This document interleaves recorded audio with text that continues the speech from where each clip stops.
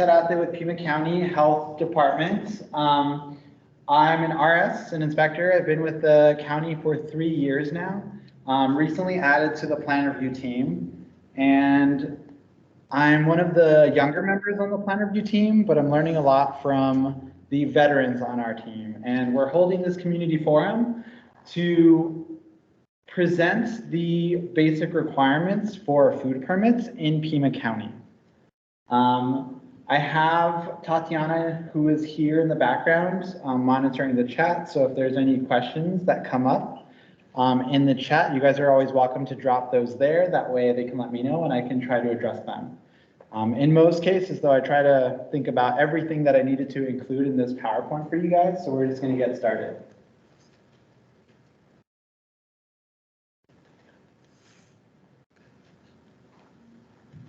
So the first thing is, as a new business and a new entrepreneur, there's a lot of things for entrepreneurs to think about. I know when you guys are starting your businesses, you have to think about inventory, you have to think about if you're going to be getting investments, you have to think about employees that you'll have or how many you'll need. So there's a lot that goes into starting a business, and the main point for today is that consumer health and food safety is really here to help you with any of the resources that you may need for starting a food service business, or if your business has any kind of food service at all in it. So this information will really help any businesses that work with food in any way, or if you guys ever have questions about if you have any questions about food in general and businesses, we want to be that resource for you guys to reach out to anytime. And that's what we're mostly talking about today, is we're talking about what it really takes to get a food permit. So a food permit is generally required in these 3 instances. If any food is going to be handled openly, typically one of the requirements when a food permit may be required.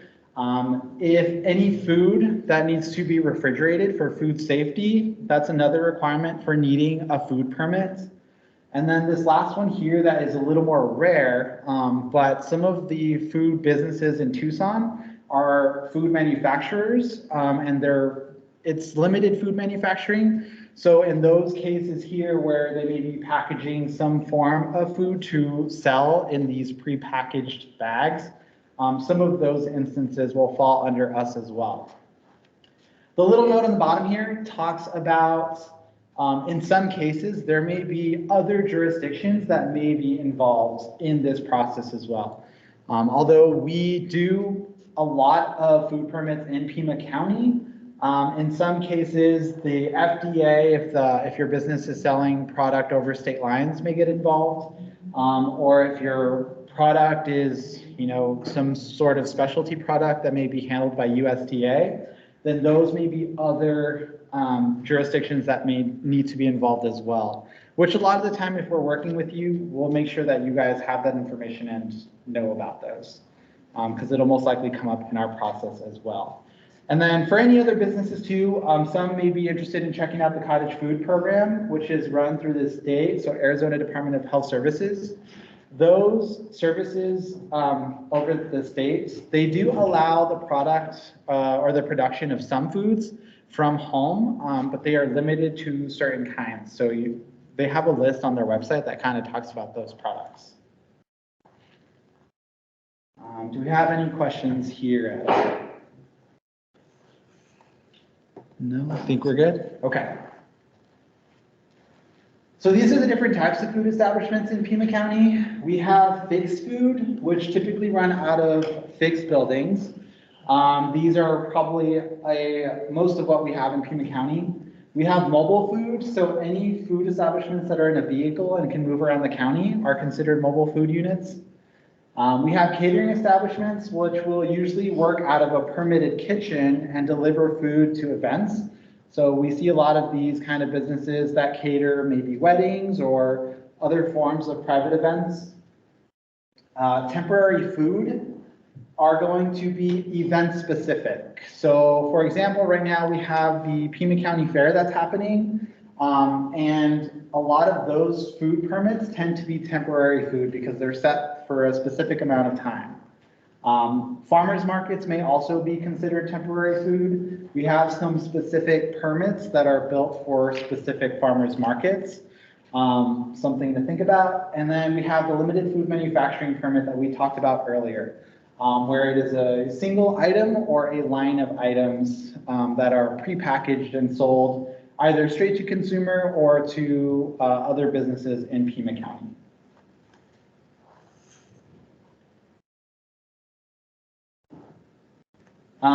Here, I just wanted to let you guys know of other permits that we handle. These are our non-food establishments, and this is just for general information. But we also do plan review and permitting for hotels and motels. We do them for mobile home trailer parks. We do them for campgrounds and children's campgrounds and public schools or charter schools. If any of those are ever newly built or if they're ever changing from different owners, then we'll go in to make sure that those different places are up to code. Now, pools are here too because pools, we do permit pools, but we actually work with another organization in Pima County that actually does the architectural review of the pools themselves. But we do permit them. So if there's any kind of change of owners for pools, we would be the ones doing those inspections. So consumer health and food safety, our job is really focused on preventing foodborne illness and keeping the public safe. So a lot of our operations and our processes are really built around making sure that the public is safe. Here we have protect the public by ensuring safe food through permitting and inspections. We partner with our clients to provide guidance. Again, I wanted to reiterate that we are a resource. We want to make sure that you know that we're here to help whenever you guys have any questions about anything. And once a new business is permitted, education is continually provided through routine inspections. So depending on the business, we will do inspections throughout the year for different types of businesses, and I'll get more into that. Any questions about what we do as an organization? Good. So plan review itself, the whole process is us looking at the business and trying to understand the business so we can make sure that the business will be meeting the food code. So everything we do is through the food code. That's what we follow when we're doing these inspections. So when the business is being created, we want to make sure that we are including the safety aspects of the food code in the process. So here it says plan review consists of reviewing architectural plans by listing and locating equipment on floor plans. And we'll get more into all of the different parts of the plan review process. I just wanted to make sure that you guys sort of understood that that's what we're really doing when we review these business plans and these architectural plans, is we're looking at making sure that food safety is built into the business and to the operations. Any questions here?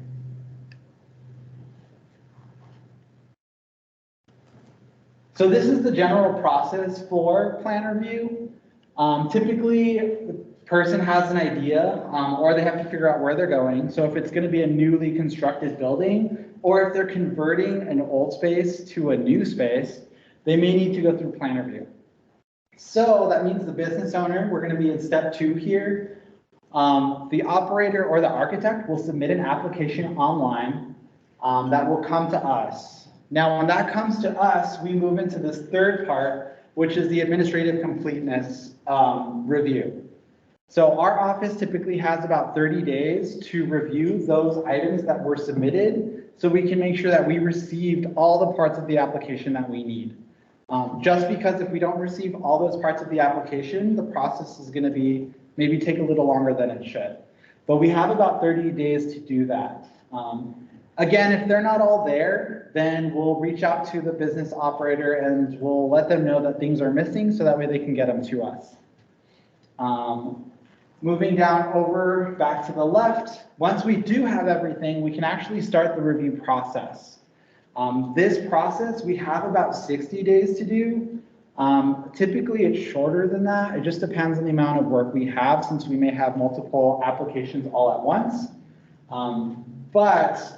Typically, I think that's going to be shorter than that. We just want to make sure we're definitely getting information back. And this lets us look at all the paperwork. And we're going to show you guys what kind of paperwork we're talking about later in the presentation. But again, here, if anything is missing or we need more information or clarification on anything, then we'll reach back out to the operator to get more info. So a lot of the times this process can be a lot of back and forth communication between us and the operators to get all the information needed. But once everything is good and corrected, if there's anything that needs to be corrected, we approve the plans. Once the plans are approved, construction can begin, and typically those conditional plans that are approved will last about a year. And so we're hoping that once construction starts, they really are within that year. Businesses can always get an extension if they need to, but we really, we're just trying to set that timeline there. Once construction is complete, the operator or the architect can apply for the permit. It's typically the business owner. That way they can go ahead and get their final inspection and start operating. Again, in that final inspection step, we're just really there to make sure that the building was built according to the plans. So that way we can make sure that all the food safety code that we looked at is still being followed into the building once it was put up. Do I have any questions here? We're going to answer more of these questions. Oh, I do want to mention too, this process may be different from a, let's say an existing building that is being moved into by someone else. So that process is slightly different, and we'll talk about that a little bit later. But this is primarily for converted places or new construction or remodels. Do I have any questions? Okay. So these are the application components. Oh, I have a question. You do. So Ralph says, you may be coming to do this, but assuming the list is complete, that is everything was provided, where do you usually see the most problems? So the most problems when it comes to the actual paperwork process. Typically, some of the plans may be hard to read sometimes. So it's important to make sure that the plans are super easy to read, just because if we're having to interpret the paperwork or the maps, it can be really difficult for us to move forward in the process. Or if it's not super clear and we're spending a lot of time looking through all of the paperwork and we can't find it, then that will delay the process and it'll create this back and forth. But in the actual paper form itself, we're typically looking for those high ticket safety items through our plan review as we review the code. So for example, and I'll probably talk about this in some of the plan review or the actual plans and the drawings, but some plans will be really good about putting legends. So they may distinguish between hot water and cold water on their plans, which can make a huge difference for us because some of those require hot water. But if we can't tell the difference between hot water lines and cold water lines on the drawings, it's going to create some issues. So that's just an example of one I can think of. Another example may be indirect drainage on plans. A lot of the times it's hard to tell on these drawings what kind of plumbing, if it's fully attached or if it's an air gap. Sometimes those drawings are hard if we don't receive those side drawings. Hopefully that answers your question.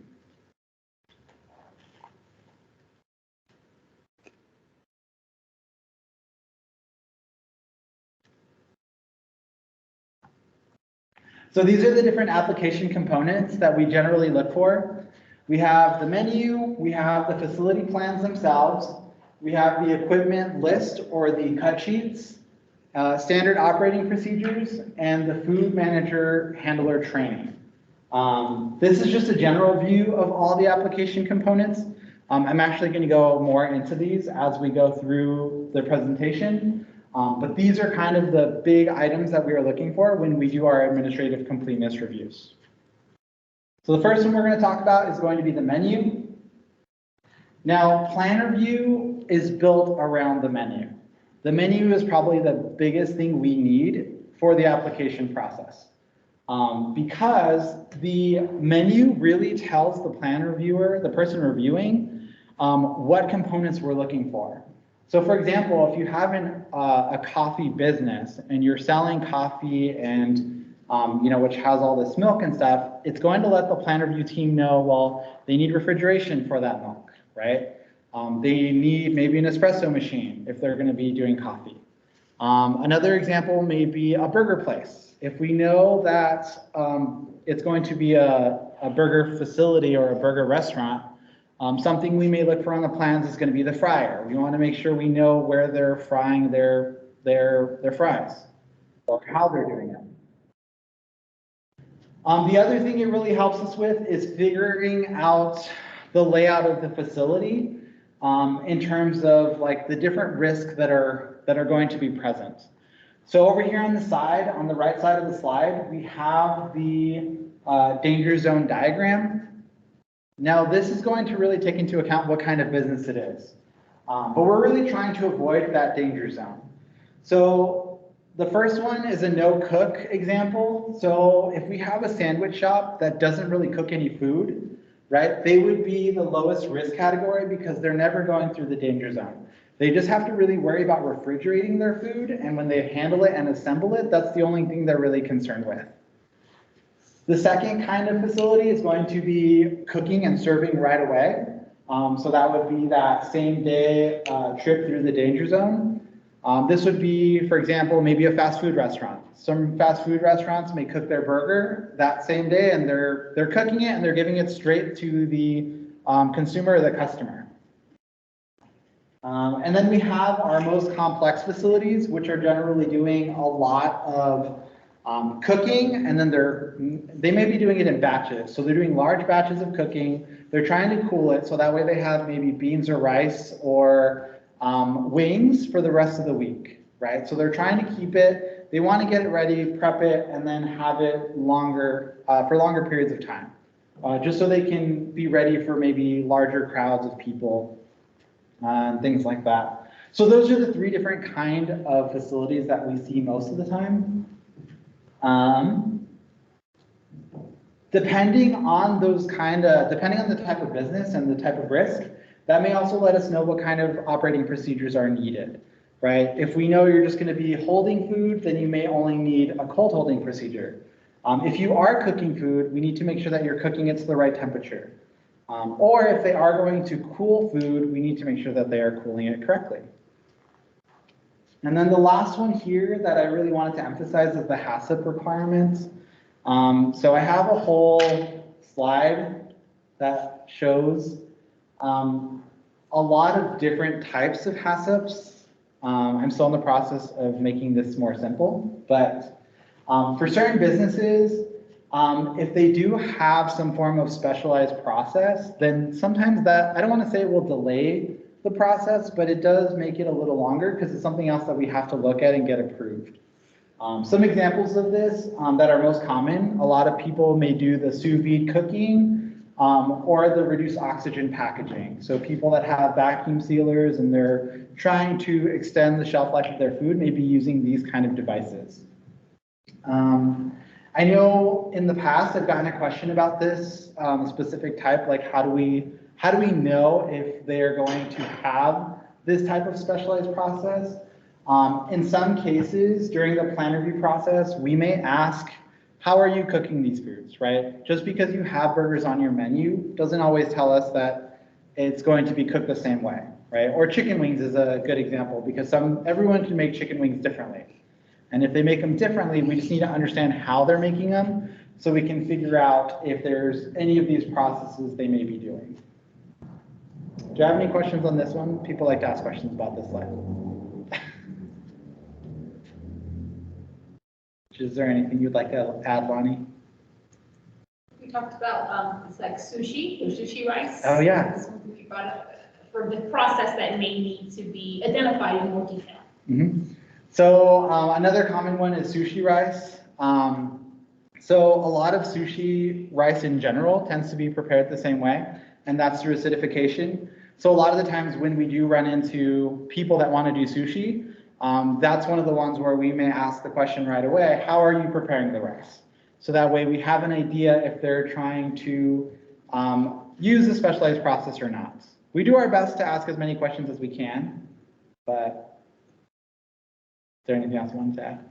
And I didn't know if you mentioned about looking at the equipment where we may see like a vacuum seal machine or something on the layout. Yeah, and that's what I was trying to allude to with that question from yesterday, because that was what I was trying to get at, and I was like, how did that come up? Because the other thing that people asked is, how else can we tell if it is a specialized process?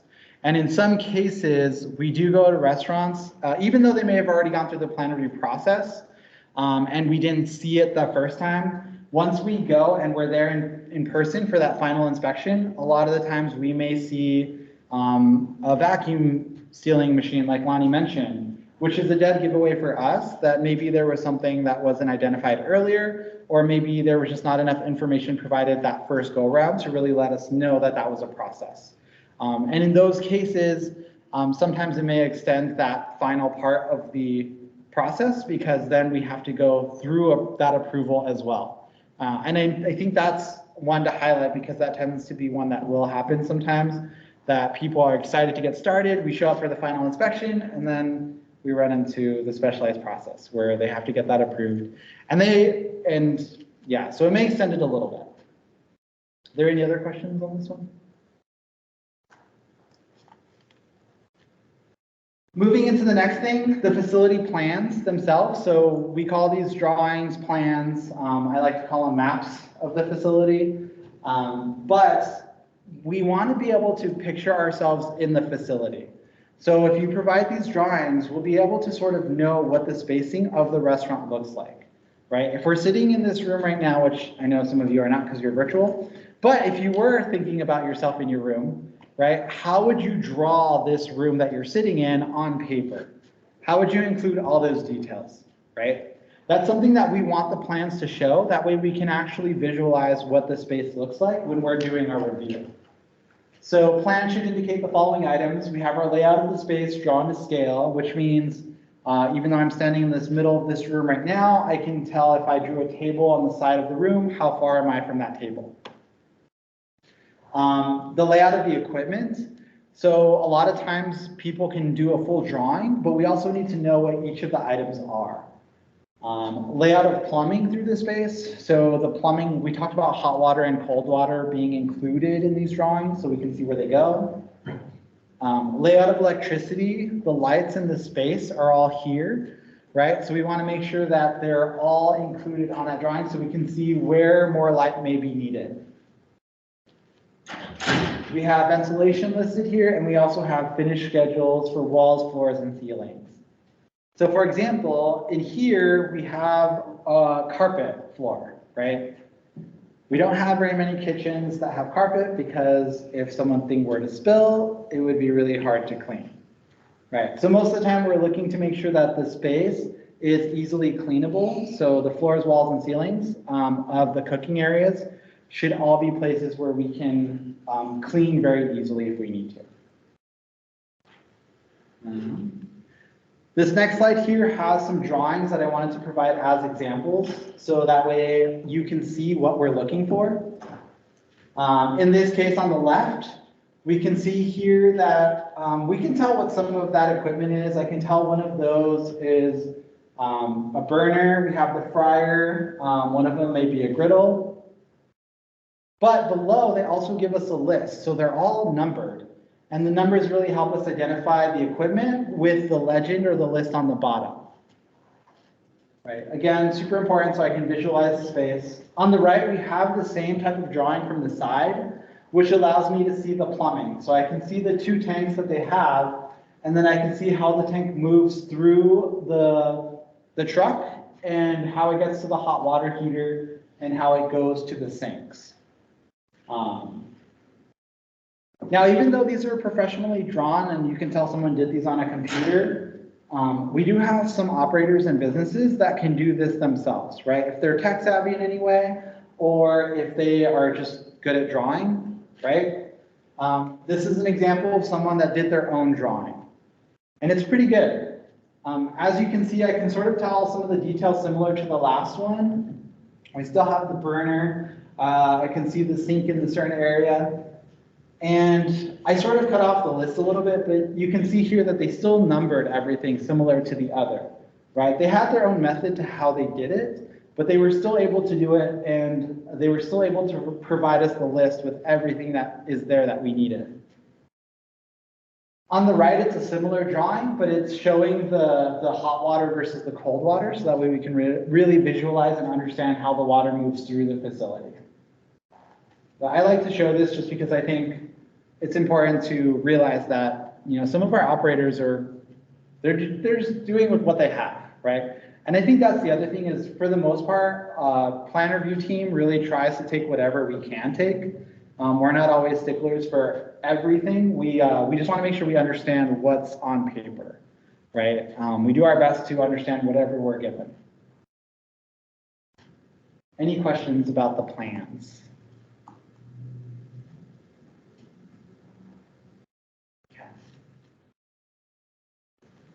With the equipment list, in some cases, we do get equipment lists that are a little too vague, right? They may just put on there a grill or an oven or a burner, but that doesn't give us enough information, right? I need to be given what we call the spec sheets, or if we're just given a link of where maybe they bought it or where it's at on Amazon, we might still be able to look at the equipment information.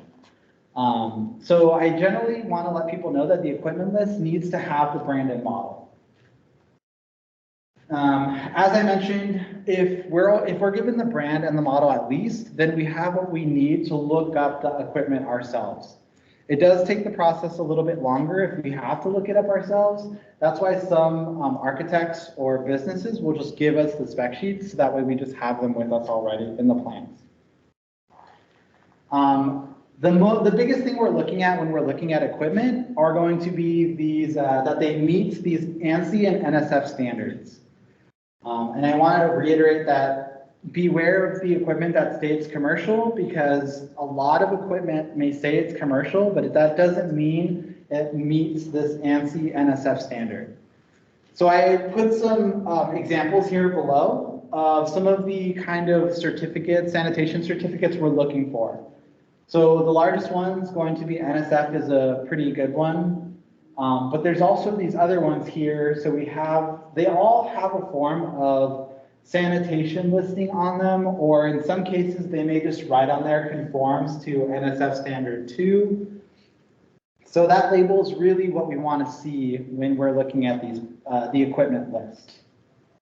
And then for any operators out there or business owners, if they're unsure about the equipment that they have, they're always welcome to send us the equipment that they're thinking about getting, and we could always let them know if it's something that will be approvable or not.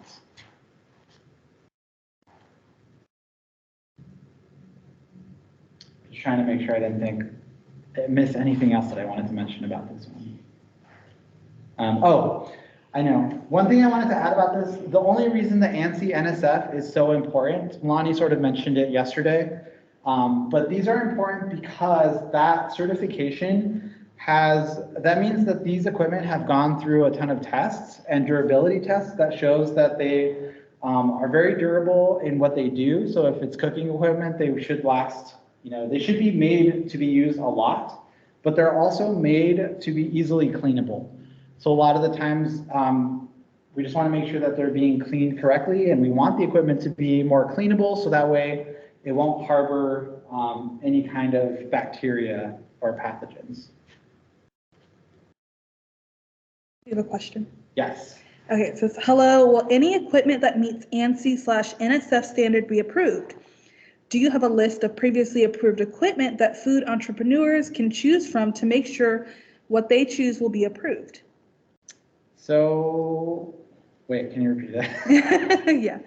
So it says, will any equipment that meets ANSI/NSF standard be approved? That's the first part. Okay, so if they meet the ANSI NSF standards, then they should be approved, but usually if they're meeting that standard, then they would have one of these logos here. Okay. And then the second part of this person's question, do you have a list of previously approved equipment that food entrepreneurs can choose from to make sure what they choose will be approved? So we don't have a pre-approved list. However, these three companies or these certification lists that are up here on the screen, if you Google these and go to their pages, they actually have a list of all their approved equipment. So if one of these labels that you see here on this slide are one of the ones that you look up, so one, for example, one in the middle is called Intertech. And we have some guidance documents on these too, which kind of explain the differences between these labels. But if you go to the NSF website or the Intertech website, they do have a list of approved items that have these certifications on there. I know I've seen the one for NSF before.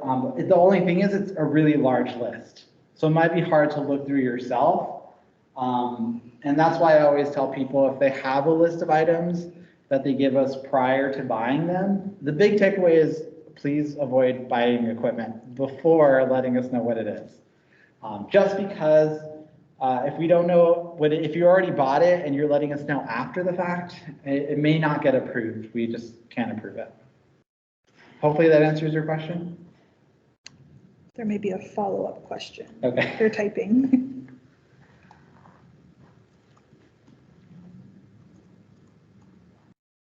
That was a good question. That's a very good question.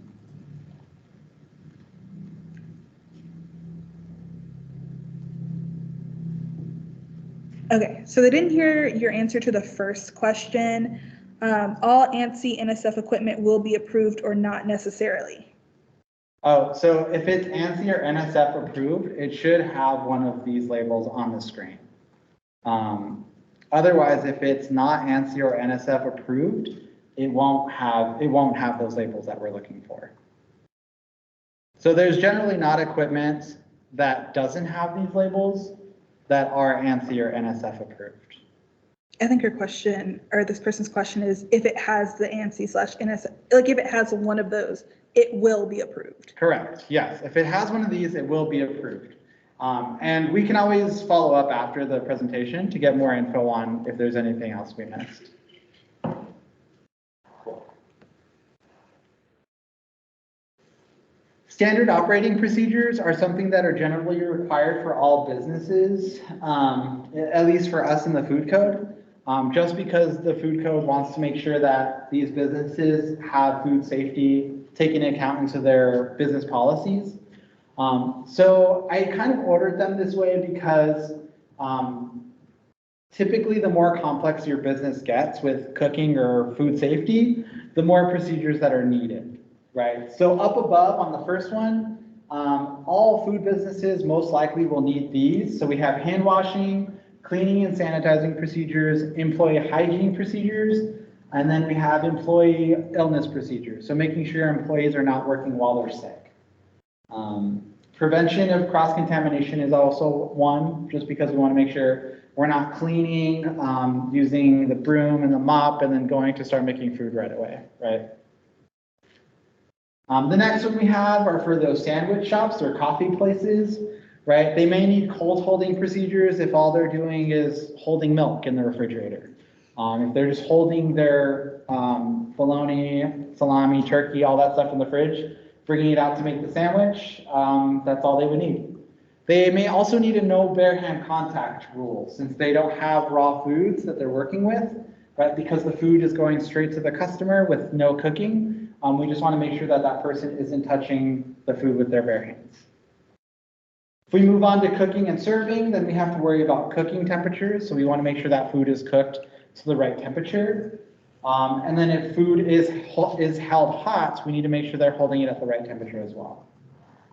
And then again, those complex food restaurants that we have where they're cooking the food in large batches and then cooling it, we want to make sure that they have some way of cooling it properly. So that way we keep that food safe, as well as reheating. Now, the last two on the bottom, this is for anyone that has shellfish or will have, maybe does any kind of park cooking. There are certain types of foods that require procedures in the food code. And I just mentioned those here because those may be other examples of procedures that may be needed depending on the business. Oh, we do actually have a template of these different kind of procedures on our website under business resources. And for anyone that signed up today for the presentation, we're going to be emailing that out just because sometimes our operators do struggle with creating their own standard operating procedures. We have those templates there on our website to really help guide the creation of these SOPs. So I'll be sure to send that link out to everyone, or someone from our staff will be sending that out either tomorrow or later today. Any questions on standard operating procedures? No? The last part we're going to talk about for the application components is the food manager and handler training. So depending on the type of business you have, there may be some cases where the certification is required beforehand. So I just wanted to let you guys know what those kind of work. So the first we have is the fixed facility, which is generally any of the main restaurants and catering. There is no requirement for starting the business. You don't have to have the certification for starting, but there is an expectation that someone from the business will have at least gotten that certification shortly after getting approved, right? The primary reason for this is because that class can sometimes be, it takes a little longer to take, it's a little more in depth. So a lot of the times we don't want to hold up permits. So we want to make sure people are still getting their permits, but we just want to make sure that they're also continuing to work towards that certification after they get permitted.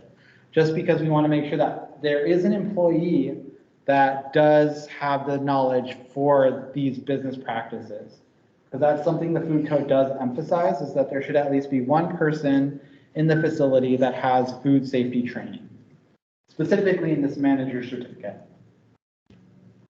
For limited food manufacturing, so those people that are creating their products, there is generally a food protection manager certificate that is required for approval and to start operations. Just because that one's working with packaged foods, we want to make sure that that person has that training prior to starting their packaging. And then the last one for mobile units, the state code requires that the mobile units, the employees for mobile units have to have a food handler card when operating. So usually the food handler is required for mobile units prior to approval or prior to operation. Any questions on the food training certificates?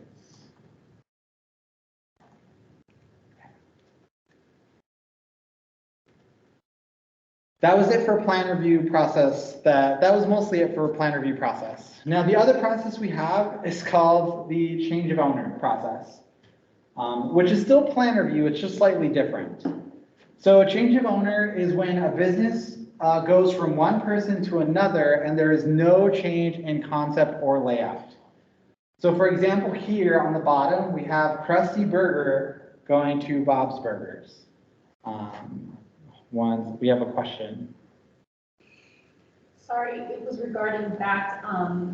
So no manager handler, just food handler for mobile units.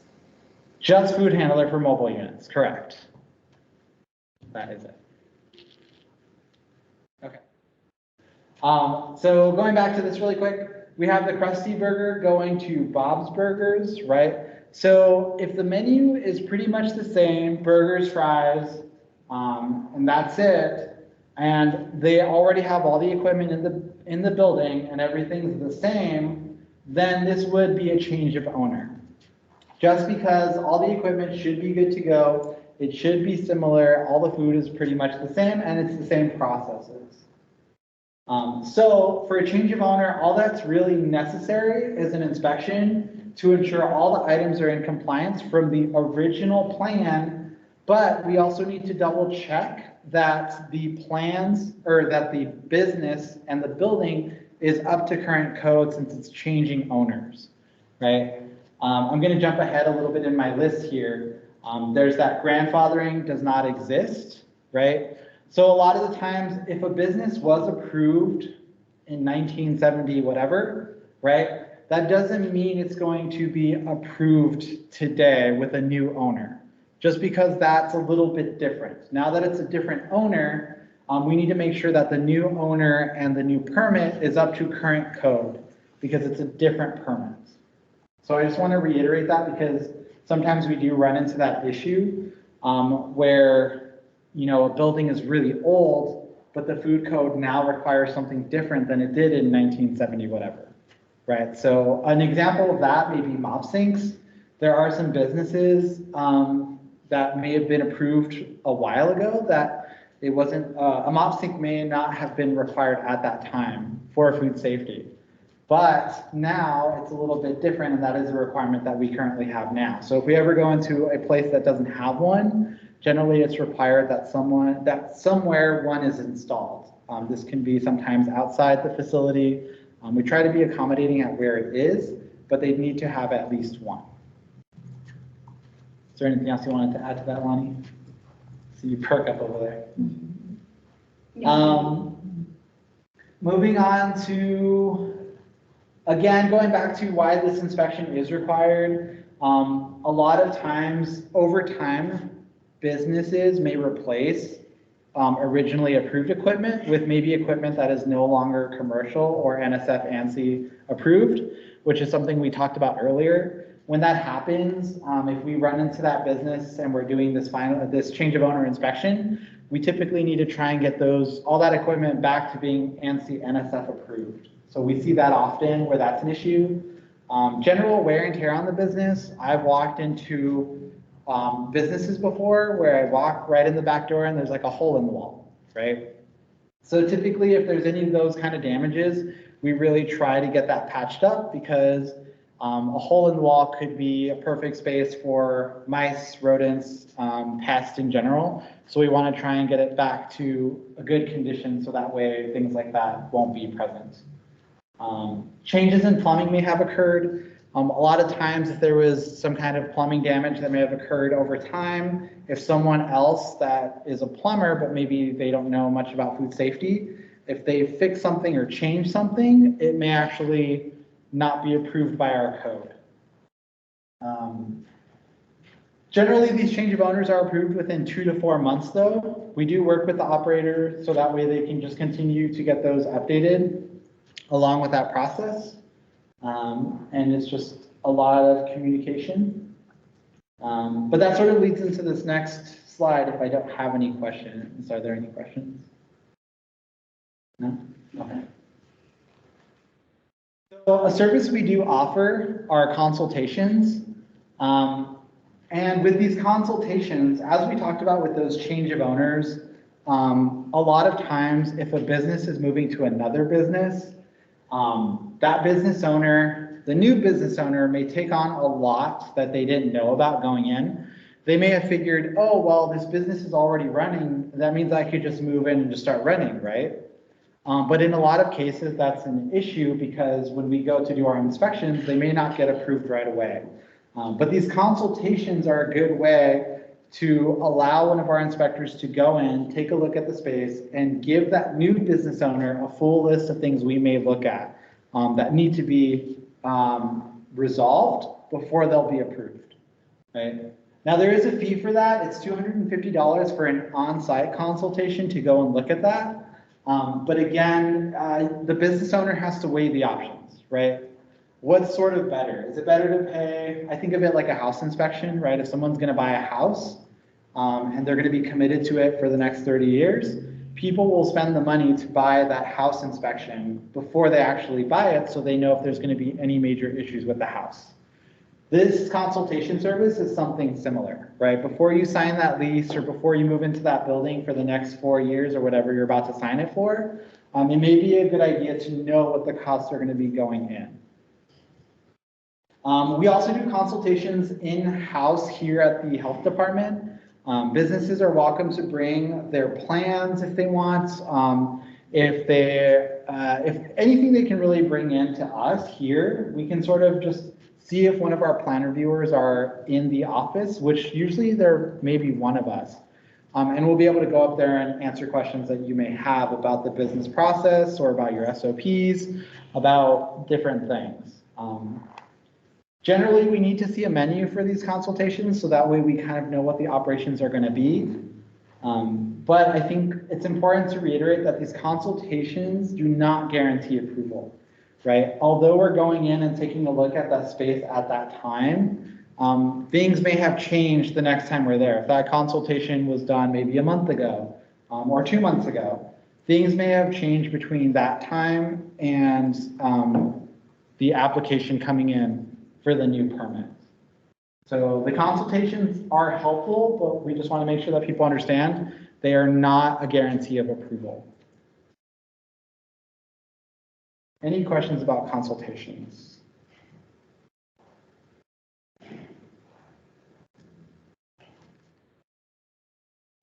So here we have approval from other jurisdictions. Consumer health and food safety is really focused on food safety. So the codes and laws that we follow are specific to food safety. Now, the only reason we mention this is because a lot of times, even though people get their food permits, they think that they're ready to start operating, but there may be other jurisdictions that need some form of permit before starting. A big example I can think of generally are going to be, for example, the fire department needs to approve the space before moving in. So we talk about reaching out to these different jurisdictions. We have Oro Valley, Town of Sahuarita, City of Tucson, Marana, and Green Valley. We mentioned these because if you want to get a certificate of occupancy from them, they have a list of required permits that you may need for moving into that building. Consumer health and food safety, the food permit is just one of those things. So if you have other questions about other permits you may need or that are required, these would be the people to reach out to. Any questions on this one? No? Again, the health department is really here. Consumer health and food safety specifically is here to answer all of your questions. Prior to starting your business or prior to buying your food truck, you should really come down and talk to us before doing any of that, just to make sure that you're on the right track for getting your permit.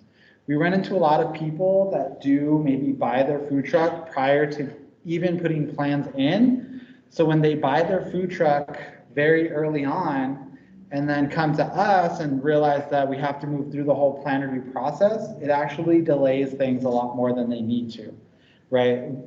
People really need to, if they want to start a food business, they should really get it in contact with us as soon as possible before the process or before starting the business, so that way they can really start moving that along as well. If you guys can take this survey for us, there's a QR code on the screen. We just want to get some feedback on our presentation. If there's anything else that you want to really hear about in our presentations, please fill out that survey so we can really get some feedback on what else we can do to make this presentation more helpful, or what else you were looking for when you came to this presentation. Right?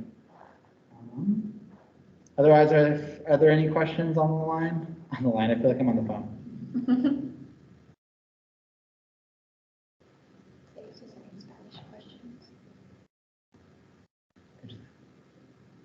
No, you're good? Oh, someone's typing? Okay.